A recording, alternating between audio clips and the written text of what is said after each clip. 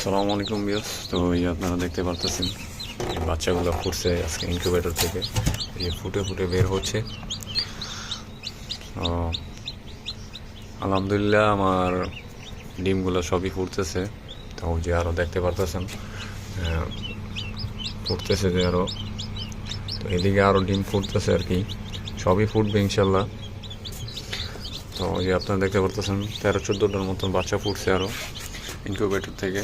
তো আমি যেভাবে দিয়েছি এইভাবে সুন্দর বাচ্চাগুলো বের হইতেছে। অ্যান্ড কারো যদি ইনকিউবেটর লাগে, অ্যান্ড কারো যদি আরও বাচ্চা লাগে বা ডিম আছে আমার থেকে 20 ডিম, প্রায় 50টার মতো মুরগি আছে।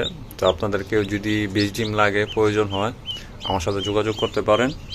তো আপনাদের 20 ডিম আমি দিতে পারবো আর কি। আর বাচ্চা কিছুদিন পর থেকে দিব। ইনকিউবেটর আমার আরও 2-3টা আছে, যদি চালু করে নিই তারপর আপনাদের আরও বাচ্চাও দিতে পারবো। যার বাচ্চা লাগবে, ডিম লাগবে, বা কারো যদি ইনকিউবেটর মেশিন লাগে তো আমার সাথে যোগাযোগ করতে পারেন, আপনাদের দিব। আর ইনকিউবেটরের একটা পরামর্শ আছে, কারণ ইনকিউবেটর এক সময় এক তাপমাত্রা রাখা লাগে। তো আপনাদের এটা যেটা জানা না থাকে আমার সাথে যোগাযোগ করতে পারেন। আর বিস্তারিত পর আরেকটা আমি ভিডিও দিয়ে দিব। তো ওই ভিডিওতে আপনাদের ইনকিউবেটর সম্পর্কে যা আছে, কিভাবে বাচ্চা ফুটবে না ফুটবে সব কিছু বিস্তারিত আমি জানিয়ে দিব।